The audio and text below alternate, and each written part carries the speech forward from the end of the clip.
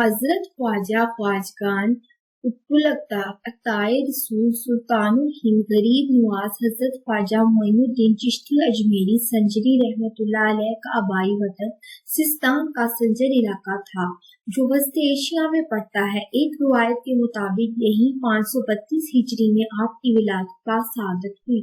خاندان بااثر اور دولت مند تھا۔ والد محترم خواجہ غیاث الدین حسن تجارت پیشہ ہونے کے ساتھ ساتھ عابد و زاہد بھی تھے۔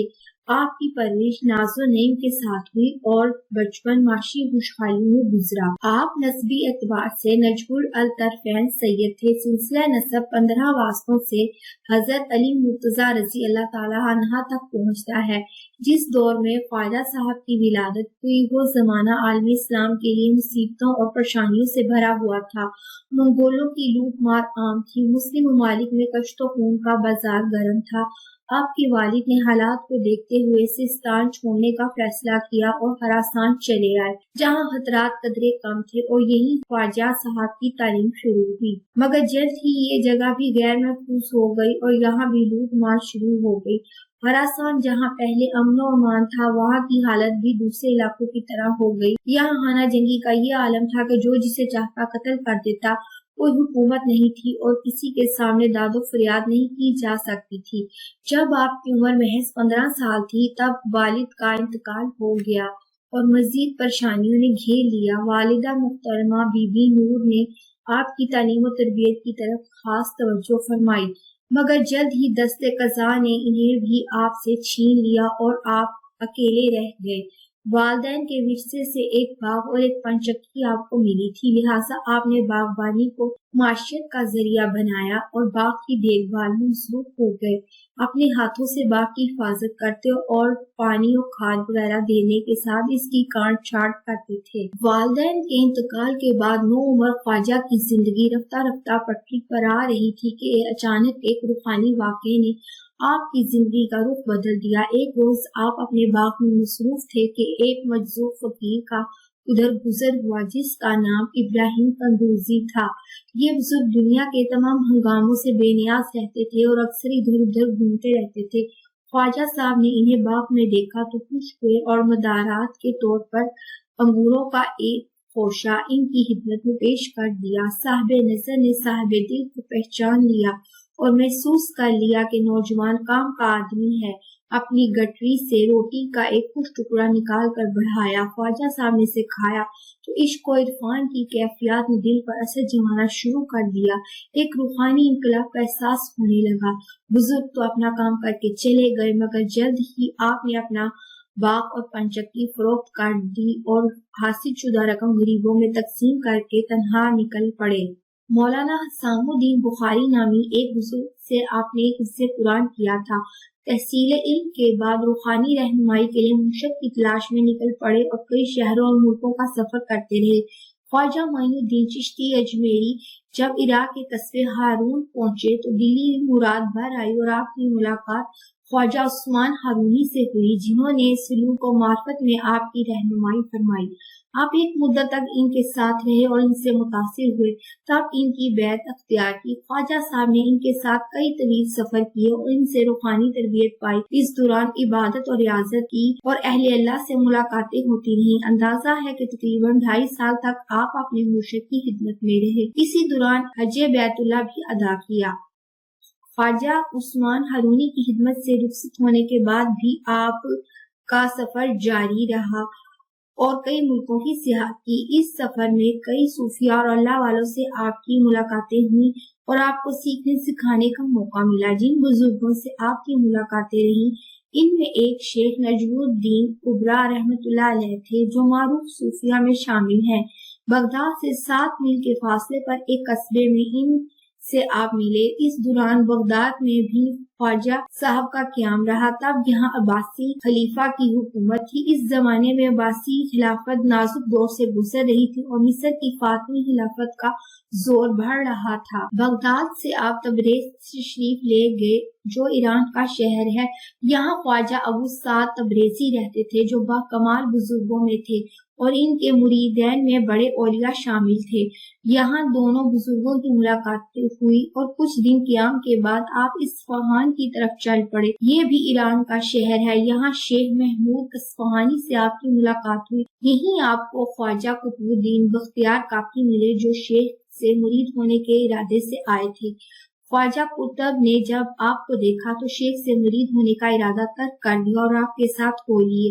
ख्वाजा मोइनुद्दीन चिश्ती ने भी आपके ज़ौक़ व शौक़ को पसंद फरमाया और अपने मुरीदों में शामिल कर लिया। इस खिलाफत और इजाज़त भी मरहमत फरमाई।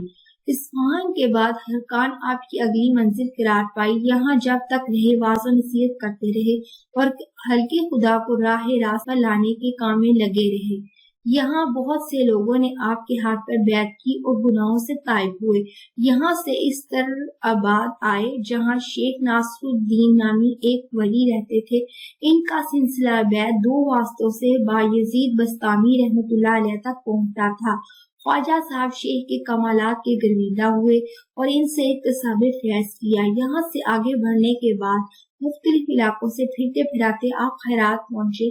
खैरात में आप घूमते रहे और कुदरत का नजारा करते रहे। यहाँ एक बुजुर्ग ख्वाजा अब्दुल्ला अंसारी का मजार था जिसके करीब आप रात गुजारते थे और पूरी रात इबादत में मसरूफ रहते। जैसे जैसे वक्त गुजरता गया यहाँ के लोगों को आपके बारे में इल्म हुआ तो वो आपके पास जमा होने लगे। हुजूम इस कदर बढ़ा के दिन रात में लोग चैन नहीं लेने देते थे और आपकी इबादत और रियाजत में मुकिल होने लगे। लिहाजा यहाँ से भी आप आगे बढ़ गए और सब्जावर के इलाके में पहुंचे। ये दोनों शहर अफगानिस्तान में वाक़या है। यहाँ एक बदमिजाज और जालिम सरदार यादगार मोहम्मद के बाग में आपका क़याम हुआ जिसने आपको तकलीफ पहुंचाने की कोशिश की मगर जल्द ही आपके ज़ेरे असर आ गया और अपने गुनाहों से ताइब होकर आपके मुरीदों में शामिल हो गया। यादगार मोहम्मद ने कुछ दिन आपके साथ वक्त गुजारे और रूहानी तरबियत पाके अल्लाह वालों की जमात में शामिल हो गया। यादगार मोहम्मद ने अपनी तमाम जमा पूंजी ख्वाजा साहब की खिदमत में पेश कर दी और आपने हुक्म दिया कि जिन लोगों के मालो सबाब इसने जुल्म से हासिल किए हैं इन्हें वापस कर दे और इसने ऐसा ही किया। बाकी जो कुछ बचा इसे अल्लाह के रास्ते में खैरात कर दिया। ख्वाजा साहब के कदम हिंदुस्तान की तरफ बढ़ रहे थे मगर राह में अफगानिस्तान का इलाका था जहाँ कई शहर और कस्बात को आपकी कदम बोसी का शर्फ हासिल हुआ। बल्ख भी इन्हीं खित्तों में से एक है। यहाँ शेख अहमद हजरवी की खानगाह थी जहाँ आपका क़याम हुआ। बल्ख में एक फलसफी रहता था जिसका नाम ज़ियाउद्दीन था। इसे रूहानी इल्म पर यकीन नहीं था और वो अपने शागिर्दों को भी इस किस्म की तालीम देता था मगर ख्वाजा साहब से मुलाकात के बाद इसके नजरिए में तब्दीली आई और इसने न सिर्फ तसव्वुफ और रूहानियत को समझा बल्कि आपका मुरीद भी हो गया। आपने तरबियत फरमाने के बाद खिलाफत और इजाजत मरहमत फरमाई और यहाँ से रुखसत होकर गजनी की तरफ चल पड़े। इस जमाने में गजनी और बल्ख के हालात अच्छे नहीं थे और यहाँ अमन व अमान की कमी थी। गजनी में शेख अब्दुल वाहिद गजनवी रहते थे जो एक साहिब कमाल बुजुर्ग थे। आप शेख निजामुद्दीन अल-मौईद के मुर्शिद थे। इनसे मुलाकात के बाद आपकी अगली मंजिल हिंदुस्तान थी जहाँ इस्लाम का दायरा असर सिंध और पंजाब के कुछ इलाकों तक ही महदूद था। हजरत ख्वाजा मोइनुद्दीन चिश्ती अजमेरी संजरी रहमतुल्लाह अलैह जब माह जिलहज 583 हिजरी में मक्का मुकर्रमा की हाजिरी के बाद मदीना तैयबा अपने महबूब सल्लल्लाहु अलैहि वसल्लम की बारगाह में पहुँचते हैं। वहाँ हुजूर सल्लल्लाहु अलैहि वसल्लम ने आपको अपने दीदार से मुशर्रफ फरमाया और एक नजर में मशरिक से लेकर मगरिब तक सारे आलम को दिखाया और हिंदुस्तान में दीन इस्लाम की तबलीग का हुक्म फरमाया। इसीलिए आपको नाइबुन नबी फिल हिंद और अताए रसूल सल्लल्लाहु अलैहि वसल्लम कहा जाता है। आपने हुक्म की तामील फरमाई और अपने साथ 40 औलियाए किराम को लेकर बगदाद से होते हुए लाहौर दिल्ली तशरीफ लाए। लंबे सफर से आपके पैरों में सूजन और छाले पड़ गए थे। आपकी असल मंजिल हिंदुस्तान थी जहाँ आने के बाद फिर आपने कहीं और जाना कबूल नहीं किया। 583 हिजरी में हज़रत ख्वाजा मोइनुद्दीन चिश्ती अजमेरी ने हज अदा किया और फिर मदीना तैयबा अपने महबूब सल्लल्लाहु अलैहि वसल्लम की बारगाह में पहुंचे। वहाँ रसूल करीम सल्लल्लाहु अलैहि वसल्लम ने आपका अपने दीदार से मुशर्रफ फरमाया और एक नजर में मशरिक से लेकर मगरिब तक सारे आलम को दिखाया और हिंदुस्तान में दीन इस्लाम की तबलीग का हुक्म दिया। इसीलिए आपको नाइबुन नबी फिर हिंद और अताए रसूल सल्लल्लाहु अलैहि वसल्लम कहा जाता है। किसी हुक्म की तकमील के लिए आप 40 औलिया के साथ बगदाद से होते हुए लाहौर और लाहौर से दिल्ली तशरीफ लाए। लंबे सफर से आपके पैरों में सूजन और छाले पड़ गए थे। आपकी असल मंजिल हिंदुस्तान थी, जहां आने के बाद फिर आपने कहीं और जाना कबूल नहीं किया। पूरे मशरिक वस्ता और सेंट्रल एशिया की सैर सियाहत करते हुए सिंध के रास्ते हिंदुस्तान में दाखिल हुए। आपके साथ मुरीदों की एक जमात भी थी, जिनमें आपके खलीफा खास कुतुबुद्दीन बख्तियार काकी भी थे। अल्लाह वालों की मुकद्दस जमात जब हिंदुस्तान में दाखिल हुई तो सबसे पहले वो इलाके इसके कदमों के नीचे आए जहां मुसलमानों के शहर आबाद थे और अजान और नमाज का कयाम हो चुका था। ऐसा ही एक शहर लाहौर भी था। लाहौर को शेख अली हजवेरी दाता गंज बख्श के सबब जाना जाता था। ख्वाजा साहब ने लाहौर में इनके मज़ार के करीब कुछ दिन क़याम फरमाया और चिल्ला कशी की। यहाँ से रुखसत हुए आके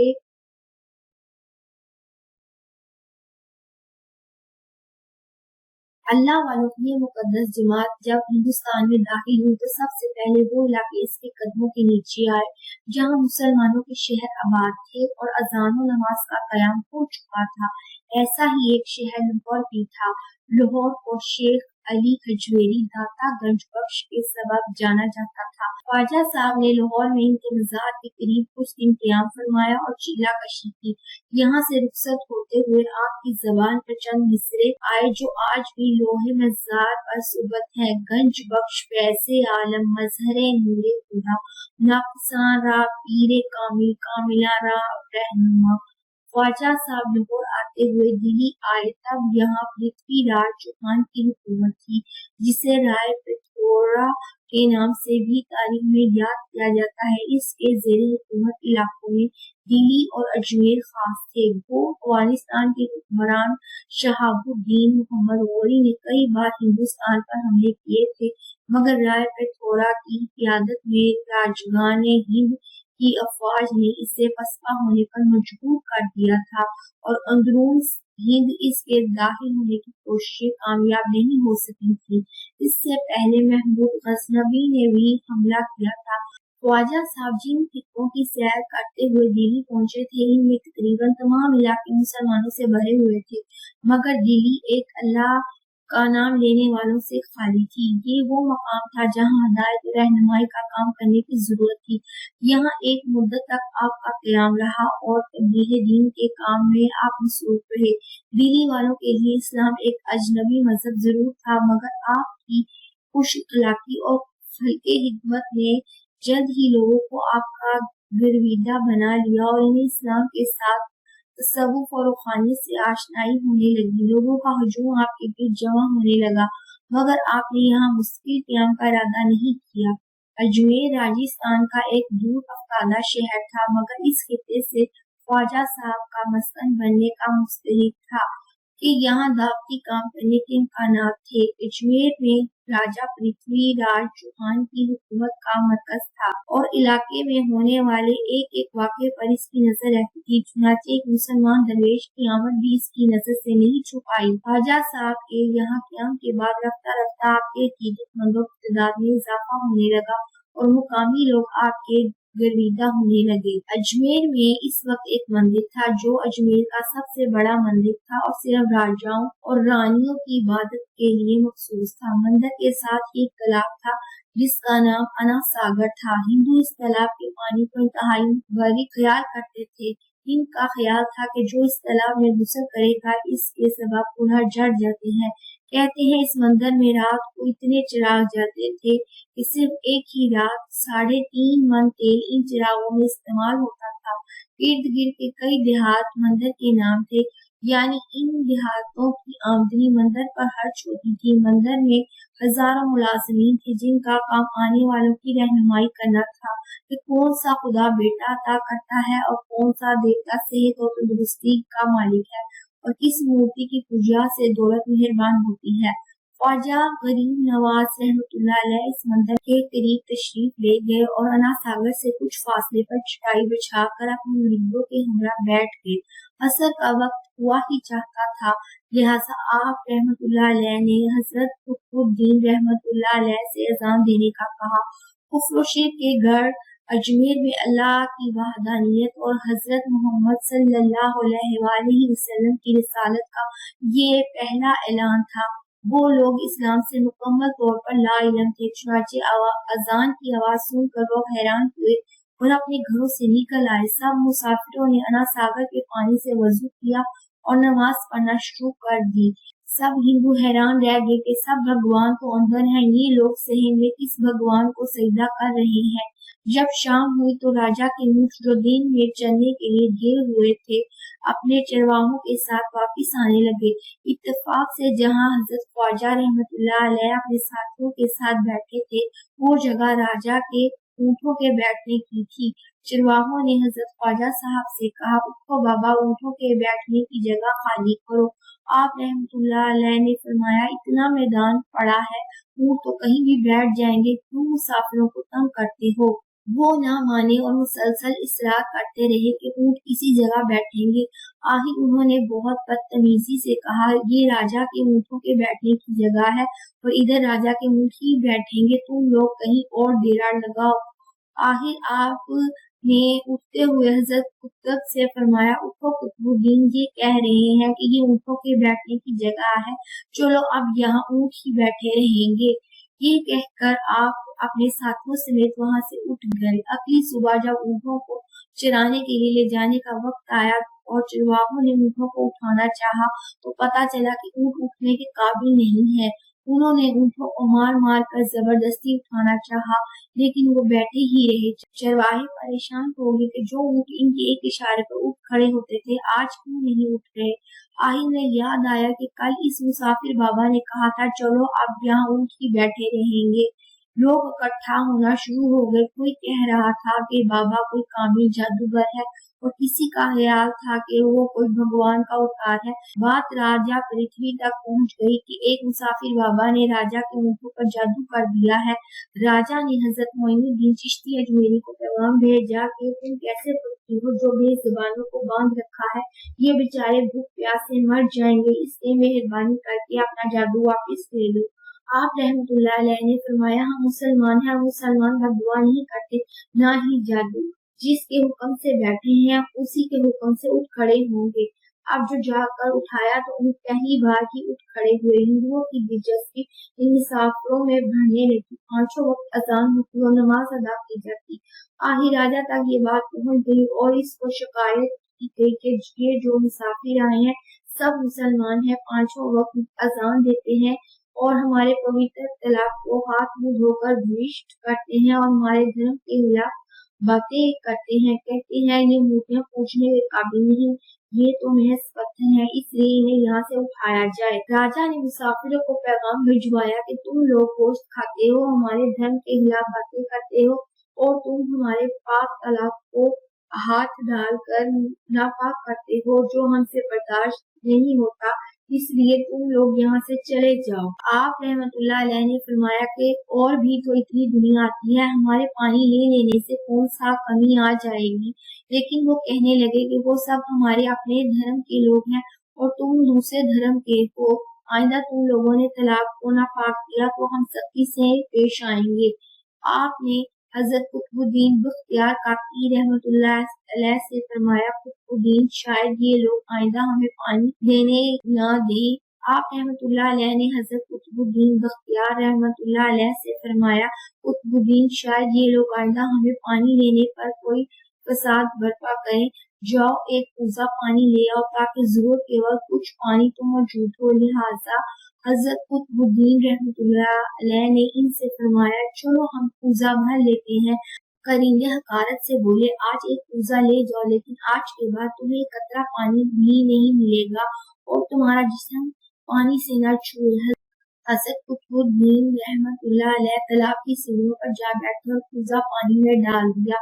जब वो भर गया और حضرت قطبالدین रहमतुल्लाह अलैह ने वो कूजा ऊपर खींचा, लेकिन जो ही कूजा पानी से बाहर आया, अना सागर का सारा पानी खुश्क हो गया और झील की तह में खुश्क रेत उड़ने लगी। गोया सारा अना सागर कूजे में बंद हो गया। अना सागर का खुश्क होना था कि पूरे अजमेर में कहर मच गया। गलियों मोहल्लों में चीखो पुकार आहो बका शुरू हो गई। वो रो रहे थे कि हम जो गुनाहों की गठरियां और लाते हैं और अना सागर में गुसल करके इनसे छुटकारा पा लेते हैं, अब हम गुनाहों का बोझ लिए किधर जाएंगे। सारे इलाके में खबर फैल गई कि मुसाफिर फकीर ने जादू के जोर से अना सागर को खुश कर दिया है। राजा इस नई सूरत हाल से बहुत परेशान हुआ। इसने अपने वजीरों को बुलाया। सब ने यही कहा कि दरवेश बाबा तो जादूगर है या फिर वाकई कोई कामिल फकीर। साथ ही इनकी परेशानी बढ़ गई कि अजमेर की रौनक तो थी ही अना सागर के दम से। इसी की वजह से लोग दूर दूर से अजमेर आते थे और अपना ईमान ताज़ा करके लौटते थे। अना सागर के खुश होने से ही हिंदू धर्म को सख्त झटका लगेगा और यही तशवीशनाक बात थी। आखिर तय पाया कि ख्वाजा साहब से मुज़ाकरात किए जाएं। आखिर वो चाहता क्या है? अगर इसके मुतालबात माकूल हों तो तस्लीम कर लिए जाएं या फिर सब मर्द औरतें और बच्चे जाकर ख्वाजा साहब की मदद करें कि लोगों को परेशानी से निजात दिलाओ और हम पर करम करो। हम अपने पापों का बोझ उठाए किधर जाएं और कैसे सुकून पाएं। ये तजवीज़ ज्यादा आसान थी, लिहाजा तमाम लोग बाबा साहब के पास आए और बोले, बाबा तुम भी वजू कर लेना, लेकिन भगवान के वास्ते हमारा अना सागर हमें लौटा दो। हजरत ख्वाजा गरीब नवाज रहमतुल्लाह अलैह ने हजरत कुतुबुद्दीन से फरमाया, जाओ कुतुब कूजा वापिस तालाब में डाल आओ। जो ही कूजा तालाब में उठाया गया, अना सागर किनारों तक उछल आया। इस पानी ने कई दिलों को धो डाला। हिंदू कौम की एक तारीखी किताब में भी हिंदू मौलिक इस बात को तस्लीम करते हैं कि इस शाम 32,000 हिंदू कलमा पढ़कर हल्का बगोश इस्लाम हो गए। इन हिंदुओं के मुसलमान हो जाने से हिंदू पंडितों और आम हिंदुओं में भी गम गुस्से का तूफान खड़ा हुआ और वो सोच में पड़ गए कि फकीर अगर कुछ दिन मजीद इधर रह गया तो देवी देवताओं का तो नाम लेने वाला भी कोई ना रहेगा। लिहाजा लोगों ने राजा को मजबूर किया कि जल्द कुछ किया जाए।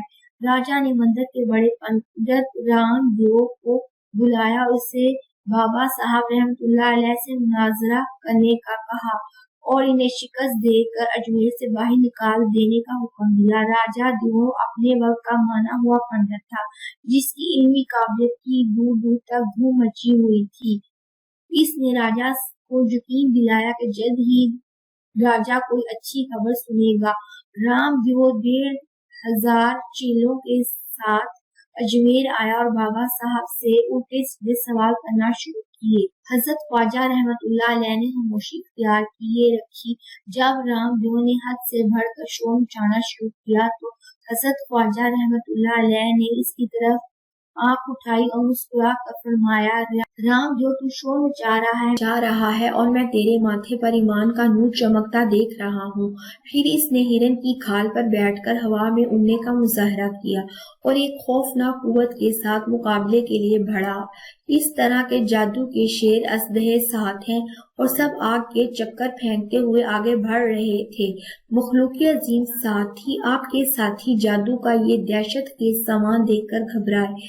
आपने सबके गिर्द हसार खींच दिया। अब एक तरफ से सांप भड़कने शुरू हुए, दूसरी तरफ से शेर चले, ऊपर से सामने से आग बरसनी शुरू हो गई।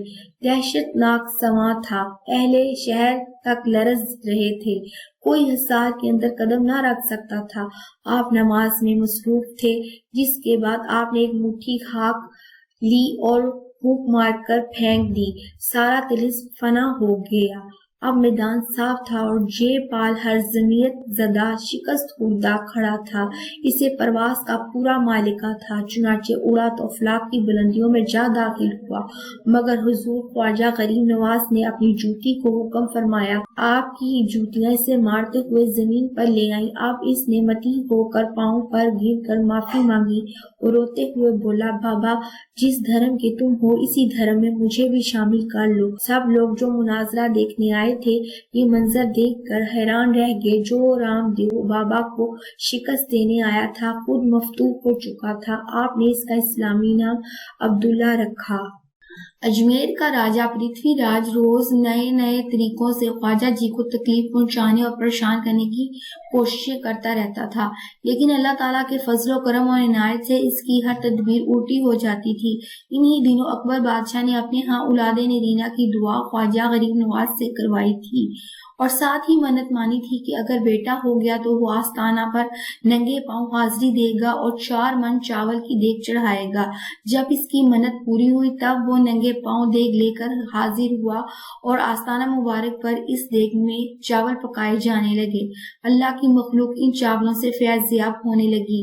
راجہ پرتھوی راج نے اپنے سپاہی بھیج کر خواجہ جی کو پیغام بھیجا کہ اس طرح رعایا کی عادتیں خراب ہو جاتی ہیں اور آستانہ پر چاول پکانے کا یہ سلسلہ موقوف کیا جائے۔ خواجہ جی نے راجہ کو جواب میں کہلوایا کہ جس روز میرا اللہ مجھے چاول دینا بند کر دے گا میں اس کی مخلوق کو کھانا کھلانا بند کر دوں گا۔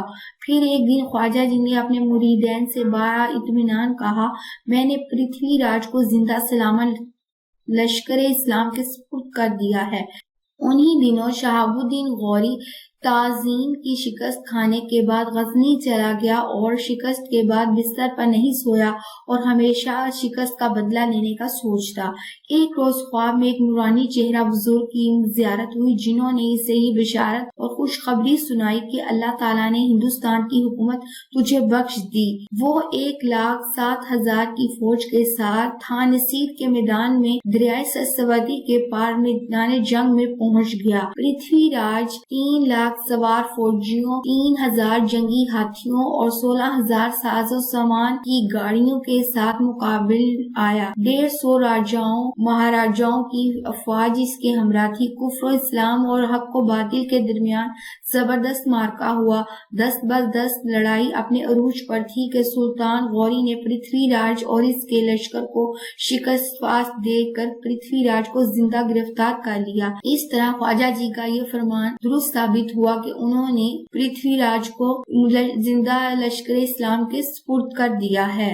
بعد ازاں پرتھوی راج قتل ہوا اور سالے جہنم ہو گیا۔ فاتح ہند شہاب الدین غوری سلطان الہند حضرت خواجہ معین الدین چشتی اجمیری رحمۃ اللہ علیہ کی خدمت عالیہ میں حاضر ہوئے اور آپ سے شرف بیعت حاصل کیا۔ روایت ہے کہ دلی فتح کرنے کے بعد جب سلطان شہاب الدین غوری اجمیر شریف میں داخل ہوئے تو شام ہو چکی تھی، مغرب کا وقت تھا۔ اذان مغرب سنی تو دریافت کرنے پر معلوم ہوا کہ ایک درویش کچھ عرصے سے یہاں قیام پذیر ہے۔ چنانچہ سلطان غوری فوراً مسجد کی طرف چل پڑے۔ جماعت کھڑی ہو چکی تھی اور سلطان ہند حضرت خواجہ معین الدین چشتی اجمیری رحمۃ اللہ علیہ مصلی امامت پر فائز ہو کر امامت فرما رہے ہیں۔ سلطان غوری بھی جماعت میں شامل ہو گئے۔ جب نماز ختم ہوئی اور ان کی نظر حضرت خواجہ غریب نواز رحمۃ اللہ علیہ پر پڑی تو یہ دیکھ کر آپ کو بڑی حیرانی ہوئی کہ آپ کے سامنے کوئی بزرگ جلوہ فرما ہے جنہوں نے آپ کو خواب کے اندر فتح دلی کی بشارت دی تھی۔ سلطان شہاب الدین غوری فوراً آگے بڑھے اور خواجہ غریب نواز کے قدموں میں گر گئے اور آپ سے درخواست کی کہ حضور مجھے بھی اپنے مریدوں اور غلاموں میں شامل فرما لیں۔ حضرت خواجہ غریب نواز نے آپ کی اس خواہش کو شرف قبولیت بخش کر آپ کو دولت بیعت سے نواز کر اپنا مرید بنا لیا۔ حضرت خواجہ معین الدین چشتی اجمیری رحمۃ اللہ علیہ وہ واحد بزرگ ہیں جنہوں نے 90 لاکھ ہندوؤں کو مسلمان کیا۔ آپ کے قدموں کے طفیل سرزمین ہندوستان رش کے فردوس بن گئی اور آپ کی دہلیز کی خاک ہزاروں قلوب کی دعا بن گئی۔ آج بھی آپ کی شان غریب نوازی کار فرما ہے۔ آپ کا پیغام محبت فضائے عالم میں گونج رہا ہے۔ اللہ کی مخلوق سے بے غرض الفت و محبت دھرتی کے سینے پر امر ہو گئی اور اہل طریقت آپ کے حسن باطن اور عشق حقیقی کے تصرفات سے آج بھی فیضیاب ہو رہے ہیں۔ आपके नूर विलायत का आफताब आज भी चमक दमक रहा है, आपका कल्बी नूर आज भी ज़िया बख्श आलम है, आपकी आंखों से निकले हुए आंसू आज भी आबे हयात और बाराने रहमत की तरह फैज़ रसा हैं। ये अजीम पैकर इल्म और इरफां हामिले सुन्नत व कुरान महबूब यज़दा महबूब सरवर, आपकी आंखों से निकले हुए आंसू आज भी आबे हयात और बाराने रहमत की तरह फैज़ रसा हैं। ये अजीम पैकर इल्म व इरफां हामिले सुन्नत व कुरान महबूब यज़दा महबूब सरवर कौनैन व मकान, शरीयत और तरीकत के नय्यर तबा हज़रत ख्वाजा मोइनुद्दीन चिश्ती अजमेरी 6 रजब 633 हिजरी बामुताबिक 1236 को बाग़े अदन की जानिब कूच कर गए। साहिब सीरतुल औलिया का बयान है कि जिस रात ख्वाजा मोइनुद्दीन चिश्ती अजमेरी ने वफात पाई थी, चंद बुजुर्गों ने सैयद कौनैन हुज़ूर सल्लल्लाहु अलैहि वसल्लम को ख्वाब में देखा कि आप सल्लल्लाहु अलैहि वसल्लम फरमा रहे हैं कि अल्लाह तबारक तआला का दोस्त मोइनुद्दीन संजरी आ रहा है, हम उसके इस्तकबाल के लिए आए हैं। जब आप वफात पा गए तो आपकी पेशानी मुबारक पर तहरीर नुमाया हुई, हाज़ा हबीबुल्लाहि माता फी हुब्बिल्लाहि, यानी अल्लाह ताला के दोस्त ने इसकी मोहब्बत में वफात पाई। इन्नल्लाह व इन्ना इलैहि राजिऊन। सदियां बीत गई मगर सुल्तान हिंद गरीब नवाज हजरत ख्वाजा मोइनुद्दीन चिश्ती अजमेरी रहमतुल्लाह अलैह का मज़ार आज भी मरजा खलाइक है, जहाँ बिला तफरीक रंग व नस्ल और मजहब के अकीदतमंदों का जमे गफीर हासिल देने पहुँचता है। आपका उस मुबारक हर साल न सिर्फ अजमेर बल्कि पूरे पाक-व-हिंद में पूरी अकीदत और एहतराम से मनाया जाता है। ताजदार मार्फत और रुश्द व हिदायत के पैकर आरिफ बिल्लाह कुतुबुल अक़ताब इस अजीम सूरज को गुरूब हुए आज कई सौ साल गुजर चुके हैं, मगर इसकी गर्मी और हरारत से आज भी तालिबान इल्म व मार्फत इसी तरह फैज़याब हो रहे हैं जिस तरह आप खयात मुबारक में होते थे। ये थी ख्वाजा जी की जिंदगी की एक झलक, इनकी पुरनूर जिंदगी का हाथा हम नाक़ुसुल अक़ल लोग क्या करेंगे। इनको हुज़ूर सल्लल्लाहु अलैहि वसल्लम ने या कुतब अल मशाइख कहकर खातिब किया। सब नाज़रीन से दरख्वास्त है कि दुरूद पाक अल्हम्दुलिल्लाह शरीफ और कुल शरीफ 3 बार पढ़कर हज़रत ख्वाजा गरीब नवाज रहमतुल्लाह अलैह को सालिस दुआ कर दें।